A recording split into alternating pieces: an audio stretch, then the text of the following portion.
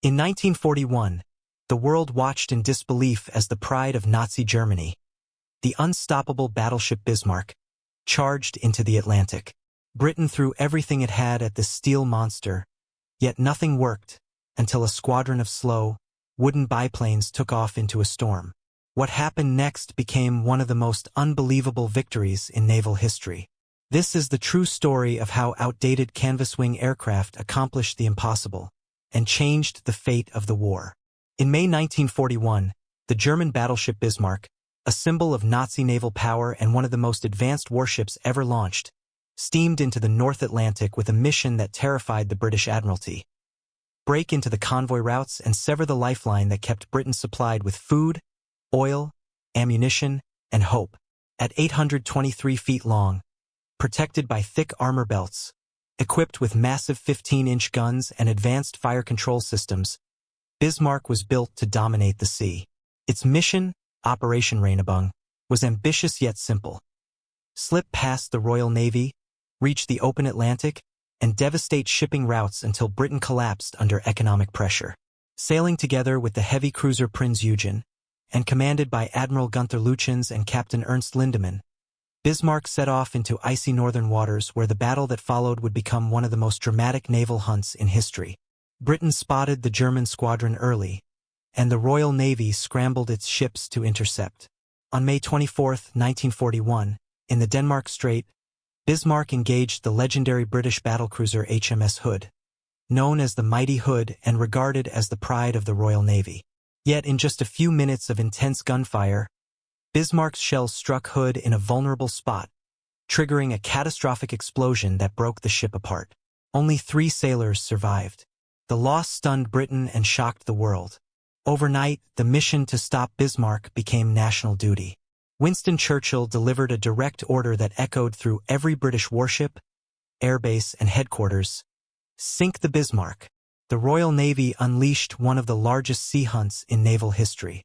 Battleships, cruisers, destroyers, submarines, reconnaissance aircraft, and even civilian radio operators joined the search.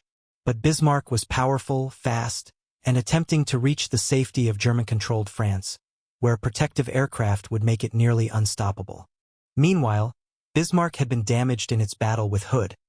A shell hit burst a fuel tank, forcing it to turn toward occupied France sooner than planned. British ships lost contact with the giant vessel, but long-range flying boats such as the Catalina eventually spotted it again. Still, locating Bismarck was only half the challenge. Stopping it was the real problem. No British battleship was close enough to intercept in time, and the Royal Navy realized it needed to slow Bismarck down. And here enters one of the most unexpected weapons of the war: the Fairey Swordfish torpedo bomber.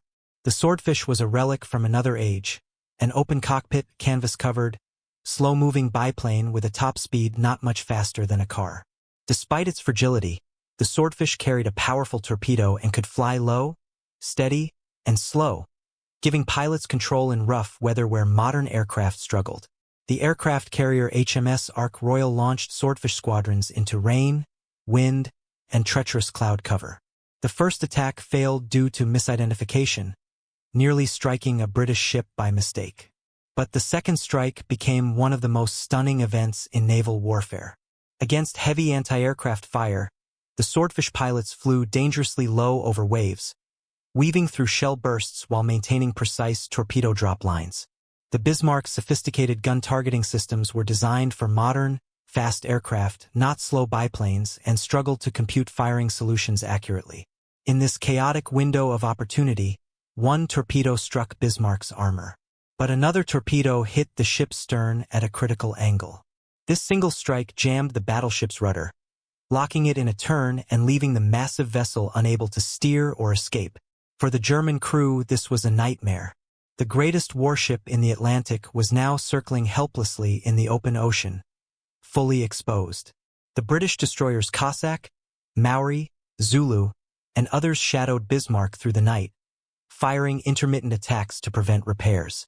German engineers tried everything. Divers entered the icy water, crews attempted to blast the rudder free, and officers even considered steering the entire ship using only its propellers, but nothing worked. At dawn on May 27th, British battleships HMS Rodney and HMS King George V arrived to finish the fight. Facing overwhelming firepower and unable to maneuver, Bismarck stood no chance. Hours later, one of the most powerful battleships ever built was gone, marking the end of its short but dramatic career. The sinking of Bismarck shocked Germany and boosted British morale at a critical phase of the war. But what captivated historians, naval experts, and even Hollywood for decades afterward was the astonishing fact that the decisive blow came from Swordfish biplanes, aircraft that many considered obsolete even before the war began. Their slow speed, wooden frames, and outdated design ironically made them ideal for this mission. Too slow to trigger Bismarck's targeting computers, too maneuverable to hit reliably, and flown by pilots determined to complete a mission that seemed suicidal on paper. The story of Bismarck and the Swordfish became a symbol of how innovation, improvisation, courage, and unlikely technology can change the course of war. The victory demonstrated that naval power was shifting away from battleships toward aircraft carriers and air power, a transformation that shaped the rest of World War II and modern naval strategy.